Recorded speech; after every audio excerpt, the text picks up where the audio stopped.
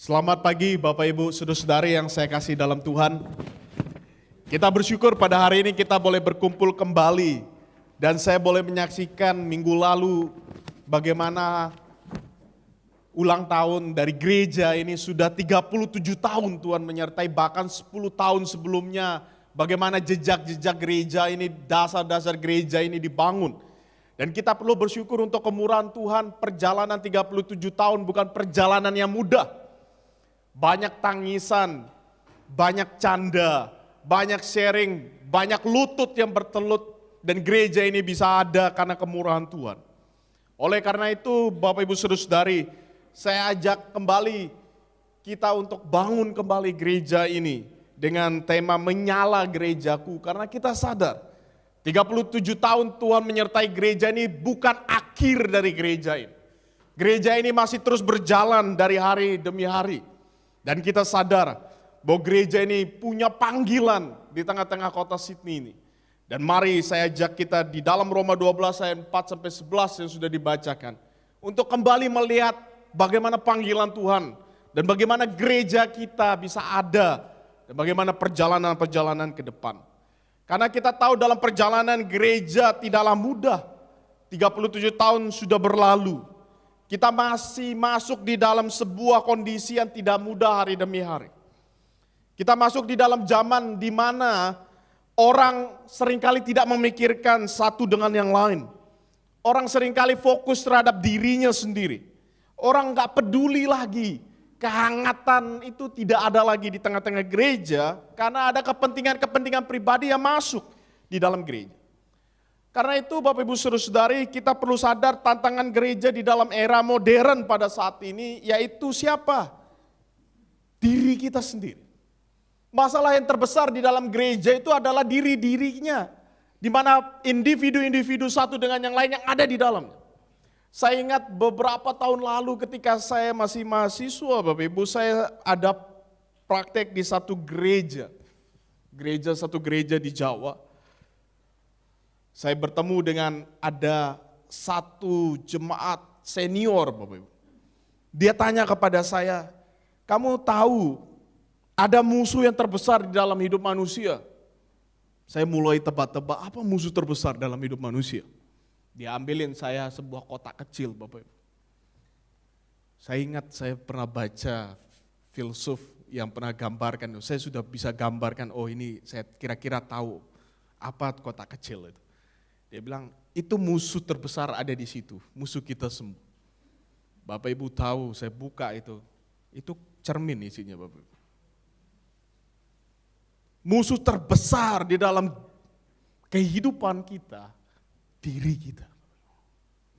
Diri kita masing-masing. Dan itu ditunjukkan di dalam sejarah gereja. Dari mula-mula perjalanan gereja dalam kisah para rasul yang sudah kita pelajari hingga perjalanan gereja 37 tahun IPC ini ada. Musuh terbesar yang ada di dalam perjalanan gereja yaitu siapa? Diri kita semua. Bapak. Karena pada dasarnya kita semua yang rusak oleh dosa ini seringkali ingin menjadi fokus di dalam hidup ini. Bahkan kalau kita nggak hati-hati Bapak Ibu dalam perjalanan gereja ini kita sedang menyingkirkan Kristus yang ada di dalam gereja. Karena kita ingin menjadi ilah di dalam gereja itu. Oleh karena itu saya ajak kita kembali untuk merenungkan kenapa perlu gereja itu menyala kembali. Terang itu perlu dinyalakan kembali. Karena gereja seringkali tergeser oleh kepentingan-kepentingan setiap kita. Baik kita hamba Tuhan, penatua, jemaat sekalian. Tanpa sadar, kita seringkali ingin keakuan kita itu naik di tengah permukaan. Dan gereja itu menjadi runtuh di dalam. Kita tidak lagi melihat Kristus sebagai kepala gereja itu. Namun kita seringkali mementingkan diri kita sendiri. Sehingga Bapak Ibu panggilan itu menjadi pudar di tengah-tengah kehidupan kita. Saja 37 tahun perjalanan itu bukan perjalanan yang mudah. Jangan sampai panggilan mula-mula gereja itu ada menjadi pudar Bapak Ibu. Karena ada kepentingan-kepentingan yang ada di dalamnya. Kepentingan-kepentingan pribadi. Bahkan kita lagi tidak peduli satu dengan yang lain sebagai satu komunitas gereja. Oleh karena itu Paulus mengingatkan kepada kita. Di dalam bagian awal surat Roma ini kita diingatkan bahwa gereja itu adalah ruang keberagaman, Bapak Ibu. Keberagaman itu tidak perlu menjadi seragam, Bapak Ibu. Kita tidak perlu memiliki pemikiran yang sama untuk menjadi satu tubuh di sana. Kita lihat bagaimana Paulus memainkan sebuah analogi di situ, yaitu analogi tubuh manusia. Di situ sebenarnya Paulus sedang menegur jemaat di Roma, bahwa sebenarnya kita semua ini berbeda satu dengan lain. Kesatuan itu bukan berarti harus sama satu dengan yang lain. Kesatuan itu adalah kesatuan di dalam keberagaman, ingin dikatakan Paulus. Gereja itu perlu sadar bahwa gereja ada bukan karena kita semua ini satu cara berpikir, satu cara bertindak, satu di dalam segala hal, Bapak Ibu. Namun Paulus menekankan gereja itu adalah ruang keberagaman. Kita berbeda satu dengan yang lain. Gambaran tubuh itu, gambaran kaki, tangan itu enggak sama, Bapak Ibu. Dan punya fungsi yang berbeda. Namun dia katakan itu bagian dari kesatuan di sana. Sehingga Bapak Ibu, kenapa Paulus perlu menjelaskan ini dengan detail di situ? Di dalam ayat 4-8 di sana, dia pakai istilah metafora tubuh. Tubuh itu punya bagian yang berbeda. Punya fungsi yang berbeda.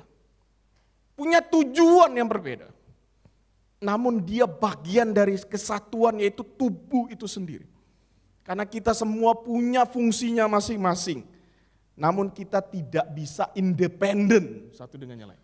Nggak bisa tangan mau berjalan sendiri, kaki mau berjalan sendiri, maka hancurlah tubuh itu. Dan disinilah metafor yang digambarkan oleh Paulus. Gereja itu perlu sadar, kita ini ruang keberagaman, kita ini satu, nggak perlu maksa orang untuk cara berpikir yang sama. Cara bertindak yang sama. Kita nggak bisa memaksakan orang lahir seperti cara berpikir kita. Kita nggak bisa memaksakan orang bertindak seperti apa yang kita mau. Bapak Ibu, saya besar di dalam hidup di dalam asrama itu nggak gampang, Bapak Ibu. Dalam kultur yang berbeda, budaya yang berbeda satu dengan yang lain. 4 tahun saya hidup di asrama itu rasanya mau nangis tiap hari, Bapak Ibu. Itu kalau bahasanya orang tuh mau bangku hantam tiap hari, Bapak. Karena perbedaan budaya, kultur dan sebagainya, Bapak. Banyak hal yang saya kadang sulit memahami kenapa orang tuh nggak bisa paham saya. Karena kita punya perbedaan di situ, tapi perbedaan itu bukan berarti dasar kita nggak bisa bersatu. Perbedaan itu adalah keunikan setiap kita. Dan perbedaan itulah menjadi kekuatan sebenarnya. Untuk apa? Untuk melangkah. Untuk saling melengkapi. Karena di bagian hal yang lain, kita bisa saling melengkapi. Saya ingat saya datang itu logat Lombok saya kental, Bapak. Jadi kalau saya pergi ke pasar belanja, kalau nggak ditemenin orang Jawa susah, Bapak. Ke pasar, saya nggak pernah ke pasar dari dulu. Hidup di asrama, pergi ke pasar, ngomong, waduh Bapak Ibu kalau nggak bisa bahasa Jawa waktu itu harganya dinaikkan berkali-kali lipat, Bapak. Dia tahu ini bukan orang asli, Bapak. Bahkan ditipu lagi. Teman saya orang Jawa bisa pandai ngomong, dia temani saya. Ajak ngomong Jawa, pedagang itu dikasih harga murah, Bapak. Itu sesuatu keunikan perbedaan satu dengan yang lain. Ada hal-hal tertentu Bapak Ibu, saya nggak perlu jadi sama kayak dia. Saya berusaha pakai bahasa Jawa malah saya diketawain, Bapak. Logat saya beda. Nggak perlu jadi orang lain.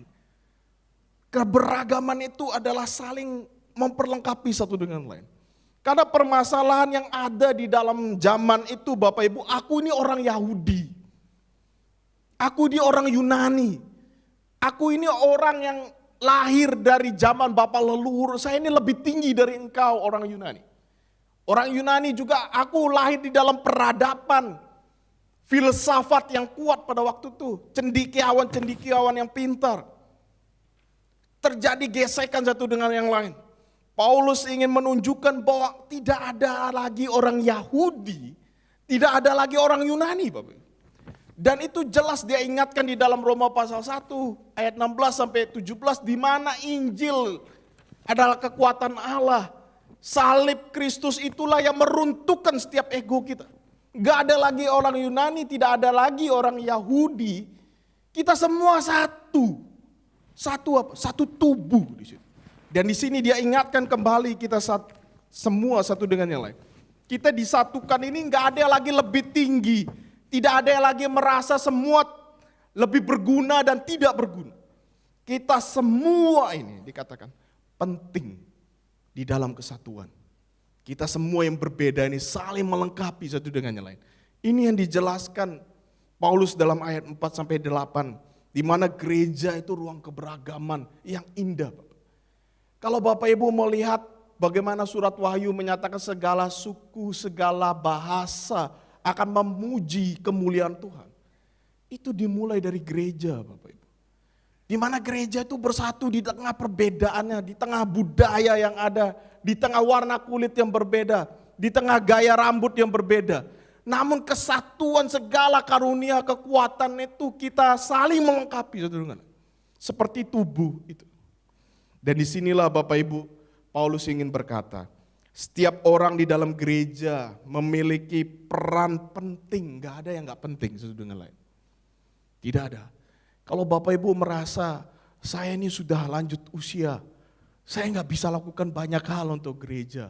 Mungkin yang ada di rumah pada saat ini merasa saya terbatas, karena saya sudah usia lanjut.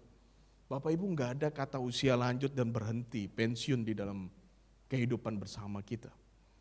Kita punya perannya masing-masing. Yang lanjut usia, yang lemah, yang rentan, bisa berdoa, bisa melayani hal yang lain. Sehingga kita saling melengkapi satu dengan lain, saling melayani satu dengan lain. Tidak ada yang tidak penting di dalam gereja. Tidak ada karunia dan tugas yang tidak berarti. Bahkan saya senang minggu lalu diapresiasi yang di dapur, Bapak. Tidak ada yang satupun yang kata tidak penting di dalam gereja. Kita semua ada saat ini. 37 tahun gereja ini ada, mungkin yang masih sekolah minggu. Kalau nggak ada guru-guru nggak ada juga kita. Kalau nggak ada yang dapur Bapak Ibu nggak ada. Kita bisa ramah tamah berbincang canda tawa di sana setelah gereja. Kalau nggak ada yang berdoa, nggak ada yang memikirkan satu dengan lain. Kalau nggak ada yang nyambut, nggak ada yang berikan senyuman di tengah-tengah mungkin kita bergumul dalam perjalanan sepekan gitu. Kalau nggak ada yang negur kita, tanya kabar, mungkin kita merasa kita paling sendiri pada saat. Sehingga kesatuan itu di dalam perbedaan itu saling mengingatkan, saling menguatkan, saling melengkapi satu dengan. Maka dikatakan ada pengkhotbah, ada penyambut, ada guru pemimpin ibadah, penyemangat yang tenang. Tujuannya satu. Yaitu apa? Saling lengkap, memperlengkapi satu dengan lain. Saling melayani satu dengan lain. Inilah gereja di dalam keunikannya, di dalam keberagamannya. Gereja nggak mungkin semua kita mau jadi pengkhotbah di sini, Bapak. Kalau semua jadi pengkhotbah, siapa yang mau dengar, Bapak? Kalau semua mau di dapur, siapa yang nikmati makanannya, Bapak? Kalau semua mau berdoa di belakang layar, siapa yang mau bekerja bertindak, Bapak? Kita semua yang berbeda ini menjadi satu. Karena apa? Kasih kemurahan Tuhan. Sehingga Bonhoeffer mengingatkan kita. Gereja adalah komunitas di mana setiap orang itu punya tanggung jawab untuk saling mendukung, membangun satu dengan yang lain. Di dalam iman yang sama. Setiap anggota tidak peduli seberapa kecil perannya. Punya kontribusi pada keseluruhan yaitu apa? Tubuh itu. Bapak Ibu sama seperti tubuh tadi. Kalau tangan tidak memainkan fungsinya. Ada hal yang hilang di dalam bagian tubuh itu. Dan tubuh itu tidak bisa berjalan semesti. Kaki nggak mau memainkan peran. Tubuh itu juga lumpuh, Bapak. Ini gambaran yang indah yang diingatkan oleh Paulus kepada kita semua. 37 tahun IPC ini ada, Bapak Ibu. Harus sadar satu hal, kita berbeda. Nggak perlu takut perbedaan. Tidak perlu nangis juga di dalam perbedaan. Tapi perbedaan itu adalah kekayaan yang Tuhan berikan dalam perjalanan gereja hingga saat ini. Supaya apa? Saling melengkapi. Saling mengingatkan. Saling mengevaluasi satu dengan lain. Agar apa? Kita bertumbuh bersama. Sebagai satu tubuh yang indah. Dan gereja ini bisa mempermuliakan Tuhan di dalam kondisi yang ada. Yang kedua Bapak Ibu, gereja itu adalah juga kita diingatkan sebagai ruang untuk mengasihi. Bapak Ibu, tidak sedikit sekarang orang merasa kecewa kepada gereja karena tidak ada kehangatan lagi di dalam gereja. Orang merasa hambar di dalam gereja karena gereja hanya berpusat kepada segala ritus keagamaan. Namun hilang esensi yang utama di dalam gereja, yaitu kasih, Bapak Ibu. Kasih itu juga bukan berarti tidak ada pendisiplinan di situ. Kasih itu juga ruang pendisiplinan untuk saling mengingatkan, saling menegur, saling membangun satu dengan lain. Itu juga bentuk dari kasih. Dan gereja menjadi hambar di sana. Paulus mengingatkan kepada jemaat pada waktu itu bahwa gereja di sana adalah gereja yang perlu sadar bahwa gereja dipanggil untuk apa? Saling mengasihi. Kenapa Bapak Ibu? Penting di sana bahasa yang dia pakai. Karena gereja itu ada karena kasih kemurahan Tuhan, Bapak.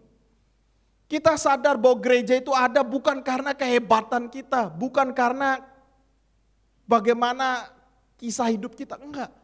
Tapi gereja itu ada karena kasih Tuhan yang dicurahkan kepada setiap kita. Sehingga dasar dari gereja itu yaitu dasar dari kasih Allah, Bapak. Kasih yang tulus itu mengubah kita sekalian menjadi ibadah kita kepada Tuhan. Kasih yang mengorbankan gereja dari dalam, Bapak Ibu. Itu kasih, Bapak. Seringkali kasih kita ini menjadi pudar karena apa? Kasih kita ini kasih yang timbal balik, Bapak. Transaksi. Kalau saya enggak mengasihi dia, saya enggak dapat kasih dari dia. Kasih kita tuh selalu begitu, Bapak. Kenapa saya perlu mengasihi dia? Oh, karena dia bermanfaat bagi saya. Kalau dia enggak bermanfaat bagi saya enggak mau mengasihi dia. Apalagi kalau sudah ada konflik, kasih itu kadang pudar, Bapak. Sama, saya ingat berapa waktu di gereja, Bapak Ibu. Waduh, ada konflik tuh paling susah, Bapak. Apalagi kalau ditugaskan datang kepada jemaat yang berkonflik dengan saya. Waduh, itu pergumulannya luar biasa, Bapak Ibu. Saya paling gak suka soal itu, waktu itu. Tapi saya ditampar waktu itu. Nah, saya ingat, tujuan saya datang buat apa, Bapak Ibu? Kalau tujuan gereja itu kasihnya itu transaksional, bukan relasional, bahwa itu bukan gereja sama sekali, Bapak Ibu. Apa bedanya gereja dengan yang di luar sana? Kumpulan-kumpulan yang lain. Gereja menjadi unik di situ. Karena gereja didasari adalah ruang untuk saling mengasihi. Layak tidak layaknya dia dalam perspektif kita, dia tetap bagian dari orang yang perlu dikasihi di dalam gereja. Sehingga Bapak Ibu dalam melayani, saya ingat dalam perjalanan-perjalanan, mau dibenci, mau dimusuhi, ada konflik, datang, rangkullah satu dengan lain. Itu adalah gereja yang perlu kita sadari, ruang untuk mengasihi satu dengan lain. Kasih itu bukan sekedar ucapan, tapi sebuah tindakan, Bapak Ibu. Tindakan untuk belajar apa? Menaklukkan ego kita, sekali lagi. Kasih itu kan menaklukkan ego kita untuk memberikan diri kita kepada orang lain. Itu yang dilakukan Kristus kan. Kristus mati untuk kita sekalian, untuk menyatakan kasih-Nya kepada kita. Bahkan kalau kita baca Bapak Ibu saudara-saudari, kasih yang diberikan Kristus itu total, nggak ada keuntungan sama sekali di dalam diri Kristus itu. Namun dia berikan itu total kepada kita. Bahkan kalau bahasa dari Timothy Keller itu, prodigal God, Allah yang boros itu, dia berikan total, nggak ada keuntungan sama sekali untuk kita. Dia serahkan segala-galanya untuk kita. Kenapa kita mesti hitung-hitungan di dalam banyak hal? Kalau orang-orang tertentu dalam budaya tertentu, kalau ada yang senggol kita ingin bacok dia, Bapak Ibu. Waduh, jangan Bapak Ibu. Kalau udah begitu tuh gereja rusak, Bapak. Kalau senggol apa? Wah, senggol bawa celurit kita, Bapak Ibu. Gereja nggak dikumpulkan untuk itu. Perbedaan, gesekan itulah kekayaan untuk saling level up satu dengan lain. Dan disinilah Paulus ingatkan gereja itu ruang mengasihi.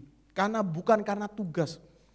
Gereja itu seringkali salah memahami bahwa ruang mengasihi itu karena apa? Ini tugas saya.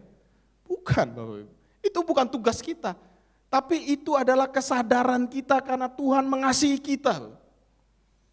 Kenapa ketika Tuhan mengasihi kita tanpa syarat, apakah Bapak Ibu dan saya dituntut oleh Tuhan atas standar-standar tertentu maka Tuhan mengasihi kita?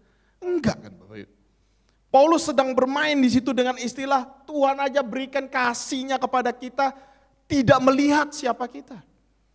Kita yang tidak layak dikasihi oleh Dia. Sehingga di dalam kasih-Nya itu kita menjadi layak Bapak Ibu.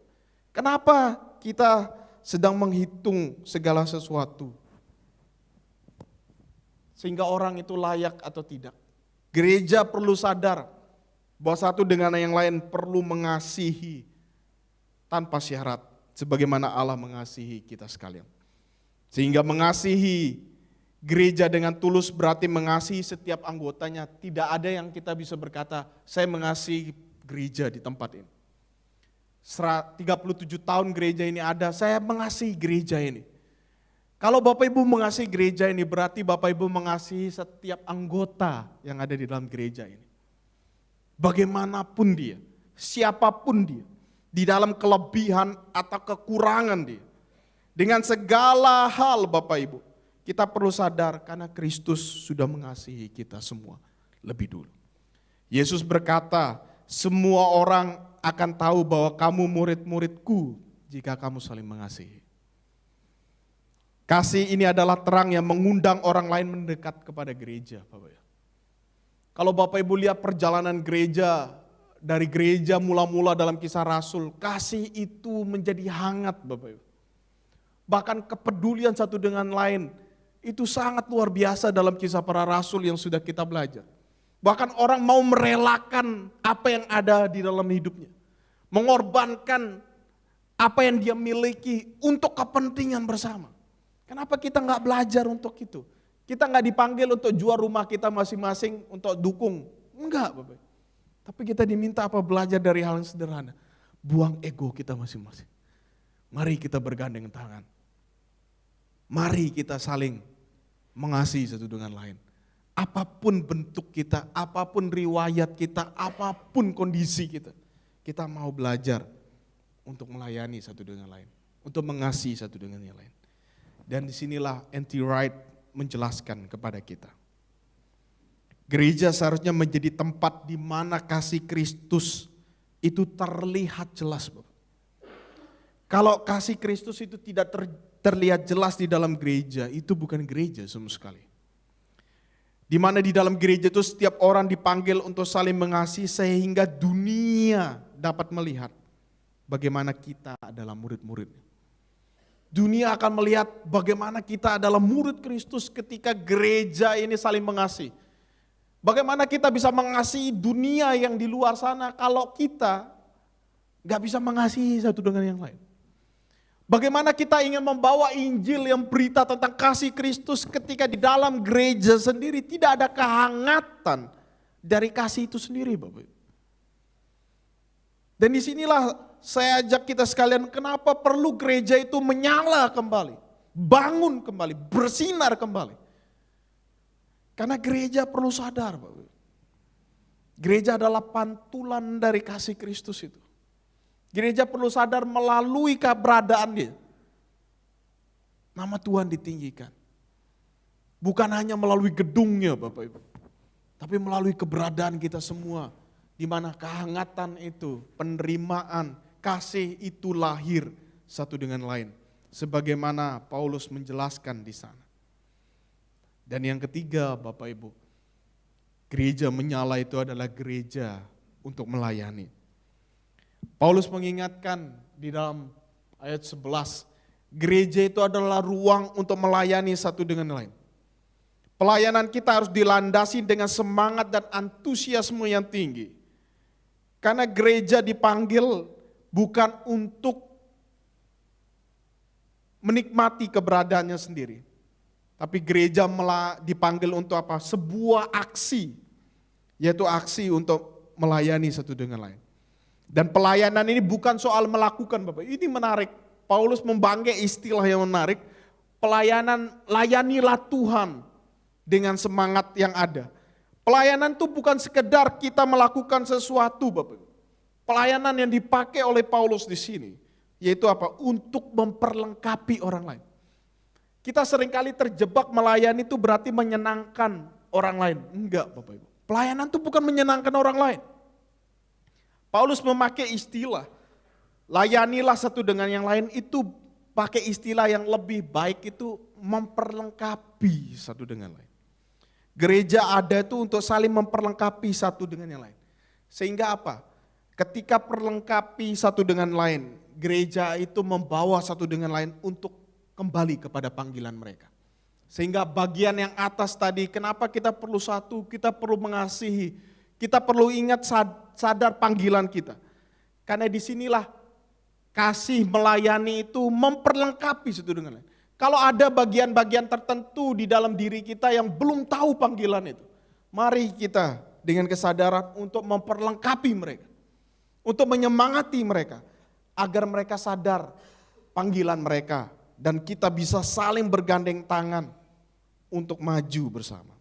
Dan setiap dari diri kita saling menginspirasi satu dengan lain.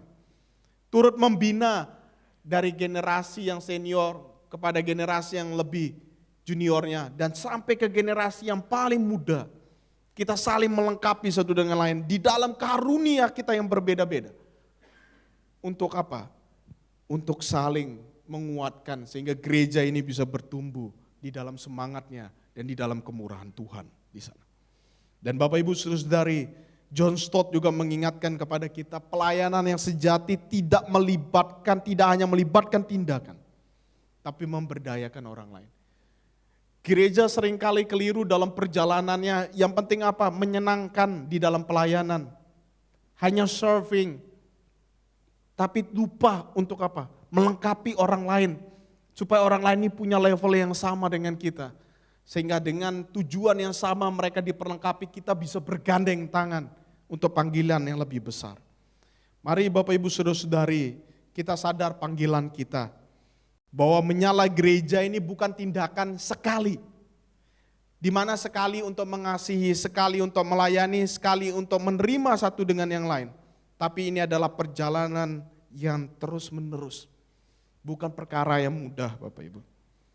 Tapi ini adalah perjalanan kita dari perjalanan mula gereja ini ada. Sampai seterusnya sampai Kristus datang kedua kalinya. Bukan perjalanan yang gampang, bukan perjalanan yang mudah. Ini butuh komitmen, bahkan butuh tangisan di sana. Kita semua enggak mampu, betul kita semua tidak mampu.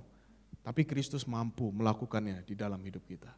Saya ingat Bapak Ibu, ketika saya melayani awal lulus seminari, usia masih muda melayani di gereja yang totok, banyak senior Bapak Ibu. Kalau Bapak Ibu, saya ingat-ingat dulu tuh susahnya bukan main Bapak Ibu. Saya datang doa pagi Bapak Ibu. Saya ingat saya pakai kaos, pakai celana jeans, pakai sandal. Saya dipanggil Bapak Ibu sama satu toko gereja. Ini mau ke pasar apa ke gereja dia bilang. Ini doa pagi Bapak Ibu. Saya dipanggil.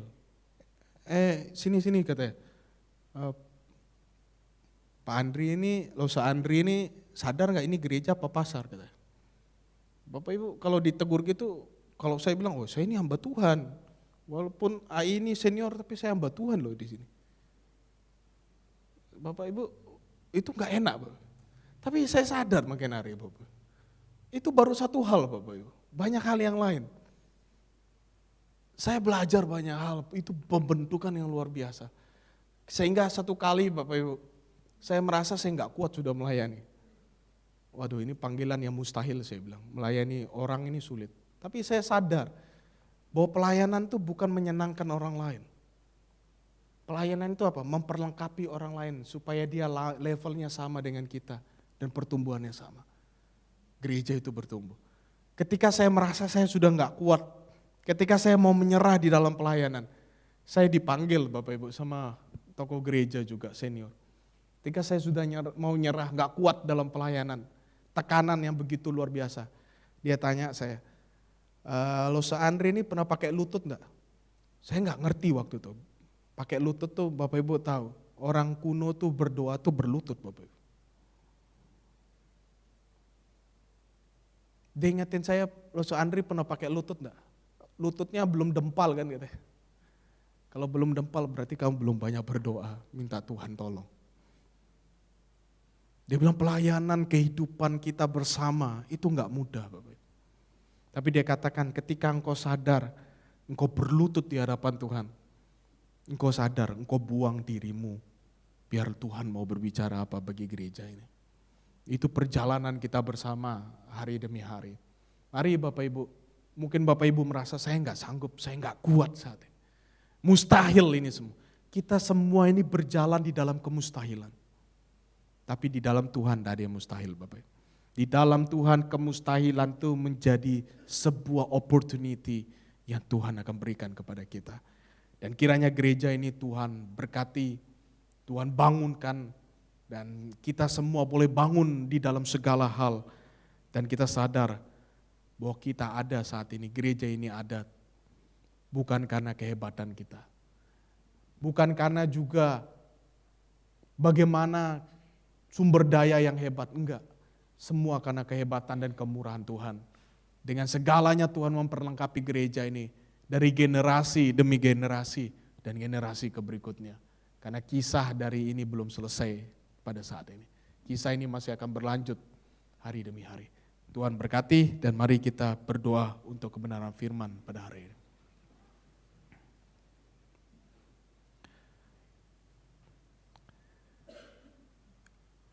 Tuhan, kami bersyukur untuk kemurahan-Mu yang besar.